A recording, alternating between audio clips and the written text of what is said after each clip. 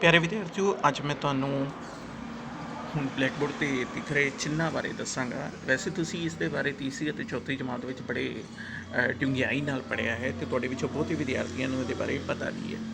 Greater then ਅਤੇ less than ਇਹ ਚਿੰਨ੍ਹਾਂ ਦੀ ਵਰਤੋਂ ਅਸੀਂ ਕਿਸ ਤਰ੍ਹਾਂ ਕਰਦੇ ਹਾਂ, ਇਹਦੇ ਬਾਰੇ ਧਿਆਨ ਨਾਲ ਇਸ ਵੀਡੀਓ ਨੂੰ ਦੇਖਣਾ ਅਤੇ ਇਹਨਾਂ ਸਵਾਲਾਂ ਨੂੰ ਹੱਲ ਕਰਨਾ। ਬੱਚੋ, ਜਿਹੜੇ ਇਹ ਚਿੰਨ੍ਹ ਹੈ ਇਸ ਦੇ ਵਿੱਚ ਇੱਕ ਯਾਦ ਰੱਖਣ ਵਾਲੀ ਗੱਲ ਹੈ कि इसका यह चुंझ वाला पासा मतलब आ वाला पासा, इसकी वरतों हमेशा छोटी रकम वाले पासे होती है, छोटी संख्या।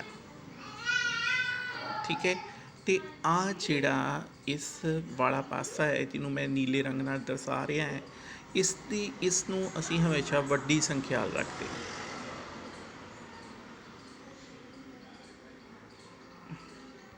ये तुसी बड़ी चंगी तरह जानते हो। फिर भी असी इसके कुछ सवाल करांगे ताकि जेकर किसी विद्यार्थी को इसके बारे कोई भुलेखा पैंदा होवे तां ओह इन्हां सवालों को हल कर सके। सब तो पहला असी छोटियां रकमां तो ही शुरू करेंगे।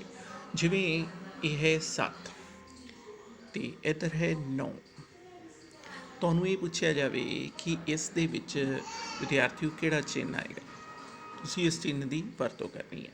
देखो, तुसी ये सारे जाने विद्यार्थी जानते हो कि 7 रकम वड्डी है कि 9। देखो, 7 रुपये वड्डे है कि 9 रुपये। ਜਾਂ ਅਸੀਂ ਕਹਿ ਦਈਏ कस मेरे को 7 पेंसिलां ने तो मेरे दोस्त को 9 पेंसिलां ने, तो किस को ज़्यादा पेंसिलां ने, तो असी कहांगे कि 9 ज़्यादा होंदे ने। 9 ज़्यादा होंदे ने तो इस चिन्ह की वरतों की जाएगी। देखो, ध्यान नाल तुसी देखो बच्चों भी आ जिहड़ा इस बारे दर्शाया गया है ये छोटी रकम है। ठीक है जी, ये छोटी रकम है, ये चिन्ह ये छोटी रकम है तो इस करके इसनूं इस पासे चुंझ वाला पासा आ गया। दूसरे बन्ने तुसी देखोगे बच्चों तो आ जिहड़ी है ये वड्डी रकम है 9, तो इस करके आ खुला पासा जिहड़ा वा वो इस पासे दर्शा दिता गया। तुहानूं बहुते विद्यार्थियों को इहदे बारे पता कर लग गया। फिर भी असी वो सवाल करके देखते हैं। जिस तरह एक पासे है 23, दूसरे बन्ने है 30। तुहानूं ये पूछा जाता है बच्चों ਇਹਦੇ ਵਿੱਚ किस चिन्ह की वरतों होगी, तो तुसी ਇਹਦੇ ਵਿੱਚ देख रहे हो भी 23 चीज़ां जा रही होंदियां ने कि तीन चीज़ां जा रही होंदियां ने। तुसी सारे जाने जानते हो कि 30 ज़्यादा चीज़ां होणगियां, तो इस करके खुला वाला पासा असीं इधर रखांगे ਅਤੇ इस चिन्ह की वरतों ਇਹਦੇ ਵਿੱਚ दर्शा देंगे। होर सवाल करके देखते हैं बच्चों। जिस तरह 363 ਅਤੇ दूसरे बन्नी रकम है 400। ਹੁਣ ਇਹਦੇ ਵਿੱਚ ਵਿਦਿਆਰਥੀਓ ਤੁਹਾਡੇ ਕੋਲ ਪੁੱਛਿਆ ਜਾਂਦਾ ਹੈ ਕਿਹੜੀ ਰਕਮ ਵੱਡੀ ਹੈ। ਤੁਹਾਨੂੰ ਪਤਾ ਹੈ 400 ਵੱਡੇ ਨੇ, ਤਾਂ ਤੁਸੀਂ ਇਸ ਚੀਜ਼ ਨੂੰ ਇਸ ਤਰ੍ਹਾਂ ਇਹਦੇ ਵਿੱਚ ਮੈਂਸ਼ਨ ਕਰ ਦੋਗੇ, ਇਸ ਤਰ੍ਹਾਂ ਦਰਸਾ ਦੋਗੇ ਕਿ ਖੁੱਲਾ ਵਾਲਾ ਪਾਸਾ ਜਿਹੜਾ ਹੈ ਉਹ ਵੱਡੀ ਰਕਮ ਵਾਲੇ ਪਾਸੇ ਅਤੇ ਜਿਹੜੀ ਛੋਟੀ ਰਕਮ ਹੈ ਉਸ ਪਾਸੇ ਇਸ ਨੂੰ छोटे चुंझ वाले पासे नूं दर्शा दिता गया।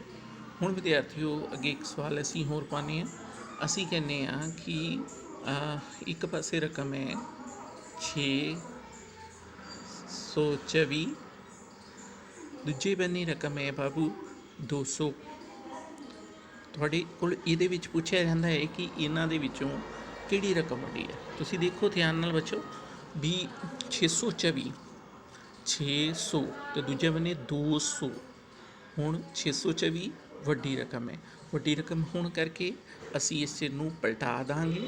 हुण देखो, हुण चुंझ वाला पासा 2 वाले पासे चल गया, ये चुंझ थोड़ी तो जिहड़ा खुला बन्ना है वो 624 वाले पासे चले गया। हुण बच्चों एक प्रॉब्लम तुहानूं आउंदी है, किस तरह की प्रॉब्लम आउंदी है उसनूं भी असी हल कर लईए।